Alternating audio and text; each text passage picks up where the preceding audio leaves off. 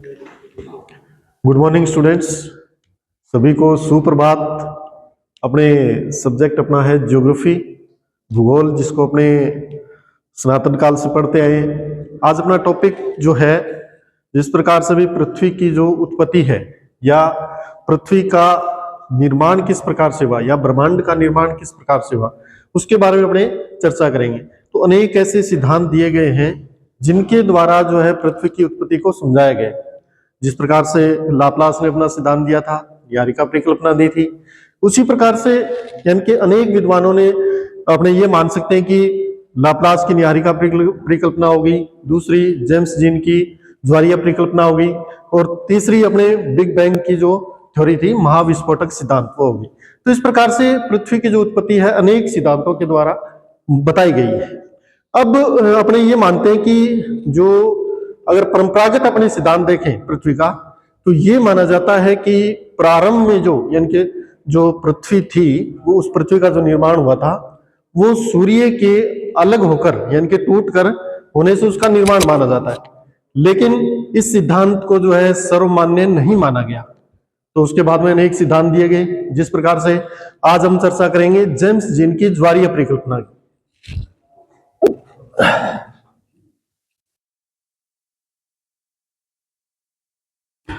James gene की ज्वारीय परिकल्पना।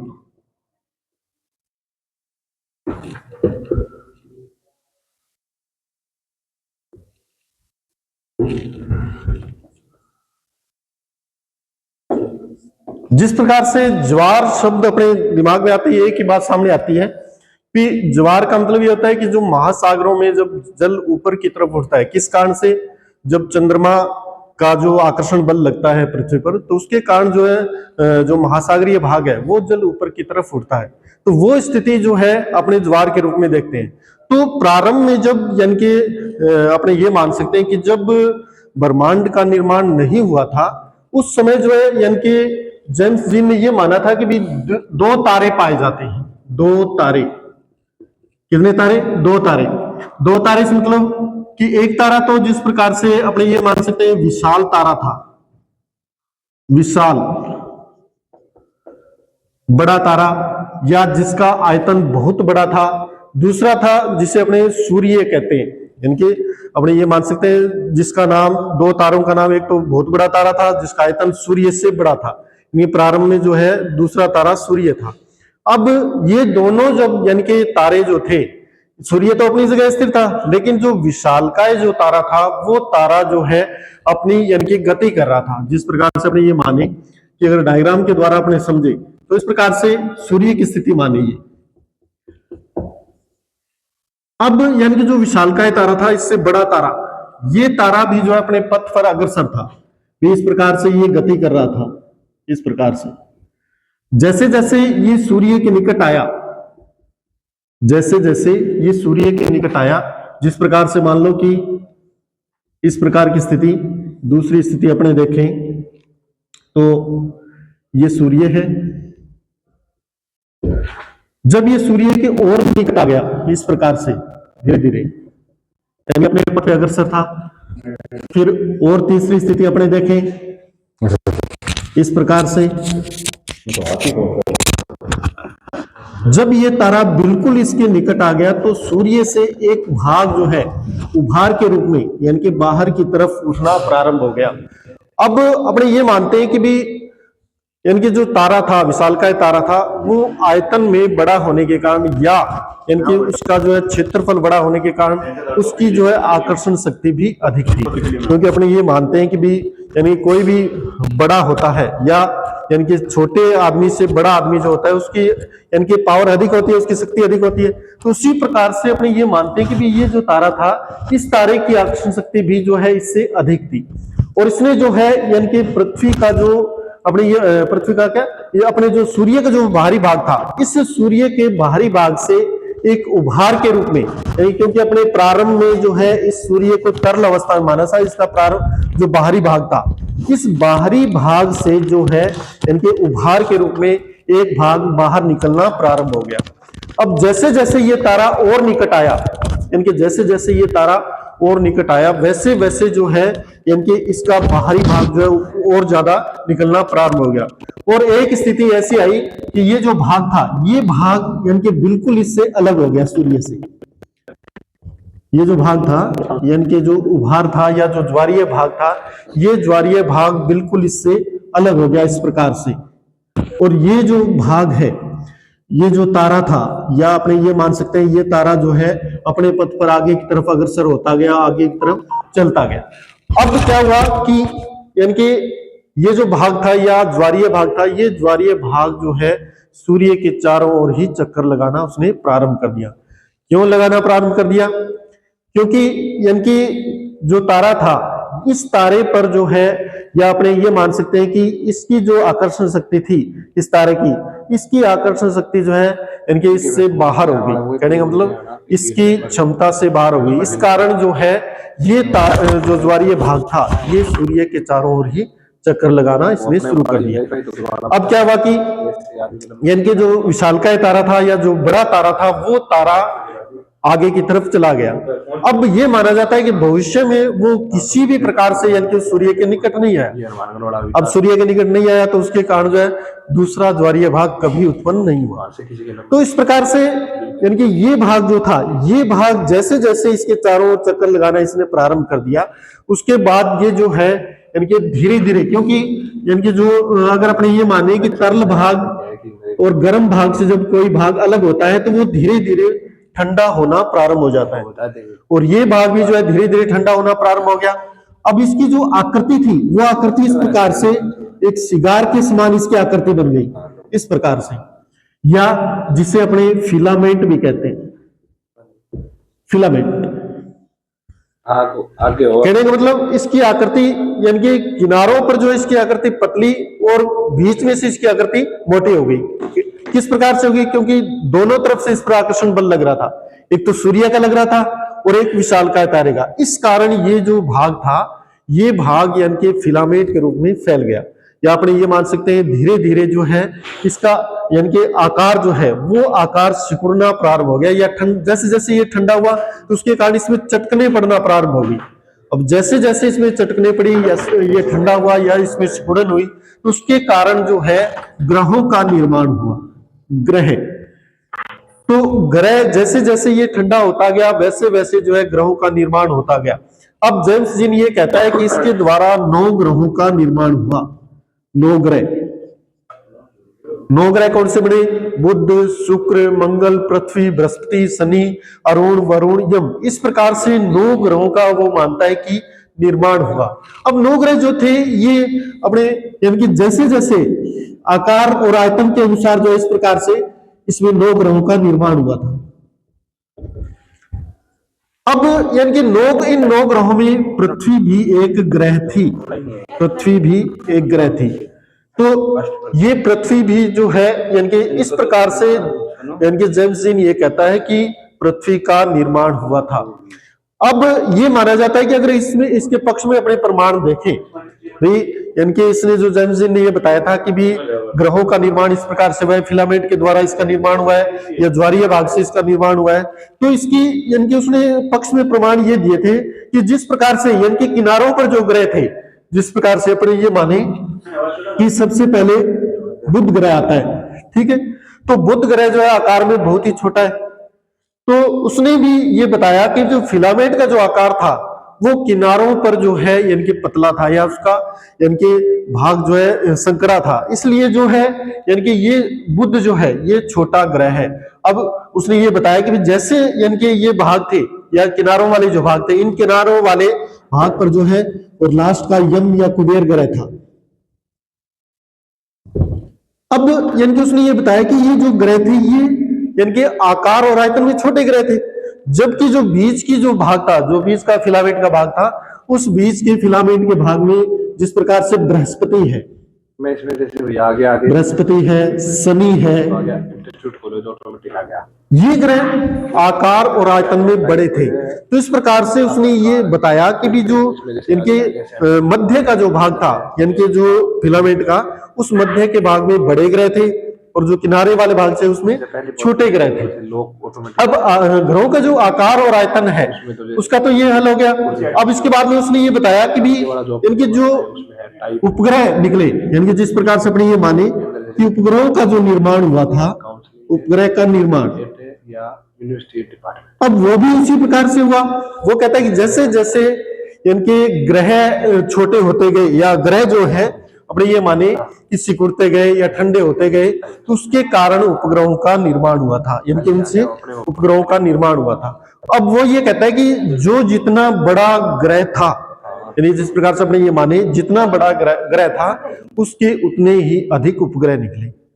अब यही कारण है कि बृहस्पति और शनि के जो उपग्रह वो सबसे ज्यादा पाए जाते हैं। बृहस्पति और शनि के जो है उपग्रह बहुत ज्यादा है, इनकी संख्या में ज्यादा है। और जबकि बुध या कुबेर के जो उपग्रह देखें तो उनके उपग्रह है ही नहीं। तो इस प्रकार से इनके उसने ये ग्रहों के और उपग्रहों के निर्माण की व्यवस्था उसने इस प्रकार से फिलामेंट के द्वारा बताई थी।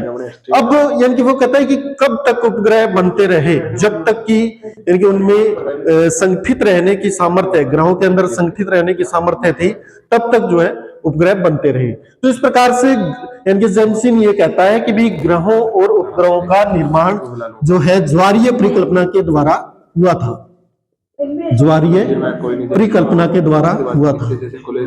अब इनके अपने माइंड में या मस्तिष्क में ये बात आती है कि भी इनकी बाद में कभी जो है इनके ये तारा विशालकाय जो तारा था बाद में क्यों नहीं आया। इसलिए नहीं आया ये क्योंकि ये जो तारा था ये अपने ही मार्ग पर अग्रसर था और यानी कि दोबारा जो है यानी कि इसकी जो गति थी वो गति इस प्रकार से रही कि दोबारा उसके यानी कि सूर्य की परिक्रमा में वो नहीं आ पाया।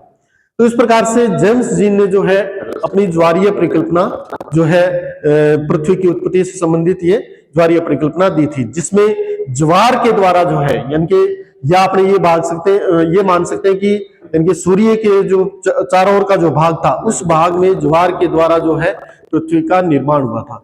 अब जैसे जैसे पृथ्वी ठंडी होती गई वैसे वैसे जो है इसमें जो है अनेक परिवर्तन आते गए और वो परिवर्तन धीरे धीरे जो है वर्तमान समय में जो पृथ्वी का निर्माण अपने देख रहे हैं, पृथ्वी का स्वरूप देख रहे हैं, वो आज से जो इनके अपने ये मान सकते हैं कि बहुत सालों पहले इस प्रकार की स्थिति नहीं थी। अब जैसे जैसे ये ठंडी होती गई वैसे वैसे जो इस पर अनेक परिवर्तन होते गए, चट्टानों का निर्माण हुआ, पर्वतों का निर्माण हुआ, ये सारी चीजें जो है इनकी उसके बाद में प्रारंभ हुई थी। तो इस प्रकार से जो है जेम्स जीन ने अपनी ज्वारीय परिकल्पना दी थी। इसके पश्चात हम देखते हैं भी यानी कि पृथ्वी की उत्पत्ति जो हो गई उसके पश्चात अब देखा जाए कि पृथ्वी की जो आंतरिक संरचना है, पृथ्वी की आंतरिक संरचना आपने देखी तो पृथ्वी की आंतरिक संरचना किस प्रकार की है। पृथ्वी की जो आंतरिक संरचना है वो किस प्रकार की है, ये अगर देखा जाए तो अपने ये मानते हैं कि भी पृथ्वी जो है, पृथ्वी का ऊपर का भाग देखा जाए या पृथ्वी का जो आंतरिक भाग अंदर का भाग देखा जाए तो उसमें बहुत ही विभिन्नताएं पाई जाती है, बहुत ही उसमें अंतर पाया जाता है। अब माना जाता है कि पृथ्वी का जो अभ्यंतर या पृथ्वी का जो धरातलीय भाग है उस धरातलीय भाग में अनेक प्रकार के अंतर होते हैं। अपने ये माने कि भी पृथ्वी पर जो दबाव है, पृथ्वी पर जो दबाव है वो दबाव इनके 20,000 टन प्रति इंच पाया जाता है, टन प्रति इंच। अब जैसे जैसे उसका दबाव बढ़ता जाता है वैसे वैसे माना जाता है कि इनकी पृथ्वी की परतें जो है संगठित होती जाती है। यानी पृथ्वी की जो आंतरिक संरचना है उस आंतरिक संरचना में पृथ्वी की परतें संगठित हो जाती है जैसे जैसे दबाव बढ़ता है। अब यानी कि भूवैज्ञानिक ये मानते हैं कि यानी पृथ्वी की जो आंतरिक संरचना है या जो पृथ्वी का केंद्रीय भाग है वो केंद्रीय भाग यानी कि इस्पात के समान दृढ़ यानी कि बना हुआ है, कहने का मतलब बहुत ही दृढ़ भाग है वो। इस प्रकार से यानी कि पृथ्वी की आंतरिक संरचना में अपने ये माने कि भी पृथ्वी अनेक परतों के द्वारा निर्मित हुई है। जिस प्रकार से अपने ये माने कि अपने कोई गहरा गड्ढा खोदते हैं उसमें अपने को जो है अनेक परतें दिखाई देती है भी जिस प्रकार से कभी कोई सी मिट्टी आ जाती है, कभी इनकी चिकनी, कभी बालू मिट्टी, इस प्रकार से मिट्टी आती जाती है। तो ये सारी जो परतें होती है, ये परतें दबाव के कारण उनका निर्माण हुआ है। तो अपने अनेक विद्वानों ने जो है इनके पृथ्वी की आंतरिक संरचना के बारे में बताया कि भी पृथ्वी की आंतरिक संरचना जो है यानी अनेक परतों से निर्मित है, या पृथ्वी का जो आंतरिक भाग है, जो यानी कि कोर भाग जिसे कहते हैं, वो कोर भाग अत्यधिक दृढ़ पिंडों से निर्मित है। या आप ये मान सकते हैं कि पृथ्वी की जो आंतरिक संरचना है, उस आंतरिक संरचना में अनेक प्रकार के खनिज पदार्थ और अनेक प्रकार की जो है धातुएं जो है छिपी हुई है। तो इस प्रकार से यानी कि पृथ्वी की आंतरिक संरचना मानी जाती है, जिसमें मोटे तौर पर यानी कि स्वेस ने जो है, इनके एक भूवैज्ञानिक था स्वेस, जिसने जो है पृथ्वी की आंतरिक संरचना के बारे में बताया था। चालक आदमी, हाँ हेलो। स्वेस के अनुसार पृथ्वी की आंतरिक संरचना, पृथ्वी की आंतरिक संरचना,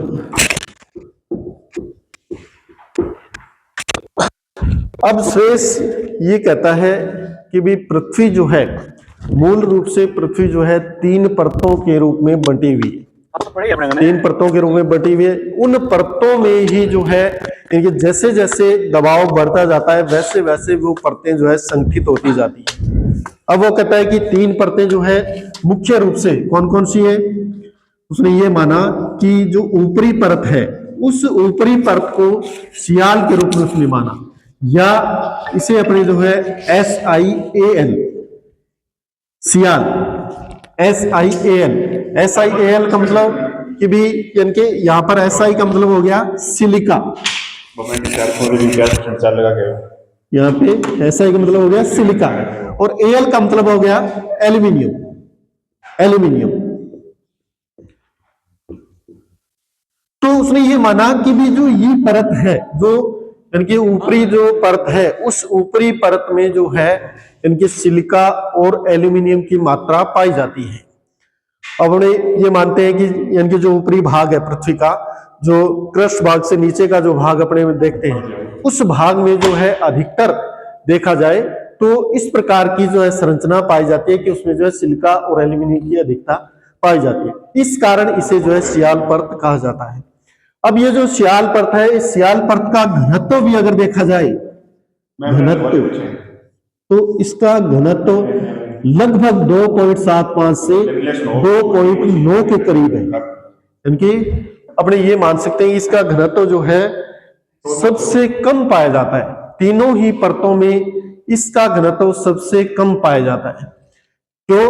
क्योंकि जो है अपने ये माना जाता है इनके पृथ्वी के सिद्धांत के अनुसार अगर देखें तो जैसे जैसे अपनी गहराई पर जाते हैं या धरातल से नीचे की तरफ जाते हैं, वैसे वैसे घनत्व जो है, घनत्व क्या होता है, बढ़ता जाता है, घनत्व बढ़ता है। और जैसे जैसे यानी कि गहराई पर जाते हैं वैसे वैसे टेम्परेचर क्या होता है, टेम्परेचर भी बढ़ता जाता है, टेम्परेचर भी बढ़ता जाता है। तो दोनों ही चीजें जो है ये जैसे जैसे गहराई पर जाएंगे वैसे वैसे जो है बढ़ती जाएंगी। उसी प्रकार से इनके जैसे जैसे गहराई पर जाएंगे दबाव भी बढ़ता जाएगा। अब जो ऊपरी परत है, उस ऊपरी परत में सिलिका और एल्यूमिनियम की मात्रा पाई जाती है, और ये परत जो है अधिकतर अपने ये माना जाए तो इस परत का जो मोटाई है, यानी कि जिसे अपने गहराई कहते हैं या जिसे मोटाई कहते हैं, ये मोटाई लगभग 50 से 300 किलोमीटर के मध्य है, 300 किलोमीटर तक पाई जाती है। अब ये जो परत है, इस परत में माना जाता है कि अधिकतर जो है, यानी कि जिस प्रकार से माना जाए कि क्रस्ट भाग से नीचे की परत होने के कारण इसमें सिलिका और एल्यूमिनियम अधिक पाया जाता है। इसी प्रकार से उसने दूसरी परत बताई थी स्वेस ने, सीमा परत, सीमा, सीमा परत अगर अंग्रेजी में इसको देखें SIMA, SIMA, तो रसायन विज्ञान की भाषा में अगर देखा जाए तो SI का मतलब हो गया सिलिका, SI का मतलब हो गया सिलिका, और MA का मतलब हो गया मैग्नीशियम, यानी कि इसमें जो है मैग्नीशियम की मात्रा पाई जाती है। तो ये जो यानी कि चीजें हैं, ये जिस प्रकार से नाम के आधार पर अगर देखा जाए तो नाम के आधार पर भी जो है इसमें यानी कि सिलिका और मैग्नीशियम की मात्रा अधिक पाई जाती है। तो ये परत भी यानी कि इसका जो घनत्व उसने माना था, इसका घनत्व उसने ये माना था कि भी लगभग यानी कि अपने 2.9 से 4.75 के करीब जो इसका घनत्व उसने माना था। भी जैसे जैसे गहराई पर जाते हैं वैसे वैसे जो है घनत्व भी बढ़ता जाता है। अब इसका घनत्व सियाल पर से ज्यादा है, और यानी कि जैसे जैसे और गहराई पर जाते हैं, या अपने ये माने कि जैसे जैसे और गहराई पर जाएंगे, केंद्र भाग की तरफ जाएंगे, तो उसका घनत्व भी बढ़ता जाएगा। अब उसने जो है इसकी गहराई उसने या मोटाई जो है उसने 1000 से 2000 किलोमीटर के करीब मानी है। कहने का मतलब मोटाई जो है, अगर यानी कि अपने पृथ्वी का आंतरिक संरचना देखें तो उसमें इसकी मोटाई जो है 1000 किलोमीटर से 2000 किलोमीटर के मध्य पाई जाती है। अब ये जो परत है, ये परत सीमा परत की विशेषताएं क्या है इसमें देखा जाए तो सीमा परत अधिकतर माना जाता है कि जैसे जैसे पृथ्वी में असंतुलन की स्थिति उत्पन्न होती है तो उसके कारण कई बार क्या होता है, ज्वालामुखी क्रिया उत्पन्न होती है। तो ज्वालामुखी लावा जो है वो इसी परत से निकलता है, यानी कि ज्वालामुखी लावा जो है या बेसाल्ट जो भाग है वो इसी परत से निकलता है। या अपने ये मान सकते हैं कि बेसाल्ट चट्टानें जो है इसमें इस सीमा परत में सबसे ज्यादा पाई जाती है। अब उसके बाद में तीसरी परत का उसने ये बताया था कि तीसरी परत जो थी वो नीफे परत उसने बताई थी। नीफे का मतलब कि भी NIFE, नीफे का मतलब हो गया, NI का मतलब हो गया निकल, और FE का हो गया फेरस या लोहा। कहने का मतलब इस परत में निकल और लोहे की अधिकता सबसे ज्यादा पाई जाती है। निकल और लोहा जो है सर्वाधिक मात्रा में इस परत में नीफे परत में पाया जाता है। अब नीफे परत में निकल और लोहे की अधिकता के कारण अपने ये मानते हैं ना कि भी पृथ्वी के अंदर गुरुत्वाकर्षण शक्ति है या चुंबकीय शक्ति है, तो वो चुंबकीय शक्ति किसके कारण उत्पन्न होती है? निकल और फेरस के कारण। निकल और फेरस की अधिकता ही जो है पृथ्वी पर चुंबकीय शक्ति प्रदान करती है। जब भी हम धरातल से कोई चीज ऊपर की तरफ फेंकते हैं, ठीक है, तो एक सामान्य वेग से, तो वो वस्तु जो है वापस धरातल पर आ जाती है। किस कारण से? क्योंकि पृथ्वी के अंदर चुंबकीय शक्ति पाई जाती है। तो नीफे जो है, नीफे को अपने जो है पृथ्वी का कोर भाग भी मान सकते हैं या पृथ्वी का केंद्रीय भाग भी इसको माना जा सकता है। कहने मतलब सबसे बीच का भाग जो है, ये भाग जो है केंद्रीय भाग नीफे है। और इस नीफे में माना जाता है कि घनत्व जो है, क्योंकि इसका घनत्व माना जाए तो घनत्व 11 के करीब इसका घनत्व माना जाता है। क्योंकि मैंने आपको शुरुआत में बताया था कि भी जिस प्रकार से जैसे जैसे गहराई पर जाते हैं वैसे वैसे जो है घनत्व बढ़ता जाता है। तो सबसे ज्यादा घनत्व किसका पाया जाता है? नीफे का।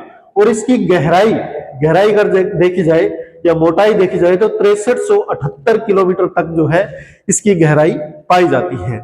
अब ये जो यानी कि अपने देखा जाए तो सियाल, सीमा और नीफे, ये तीनों ही परतें जो है प्रमुख रूप से यानी कि पृथ्वी की आंतरिक संरचना में देखी जाती हैं।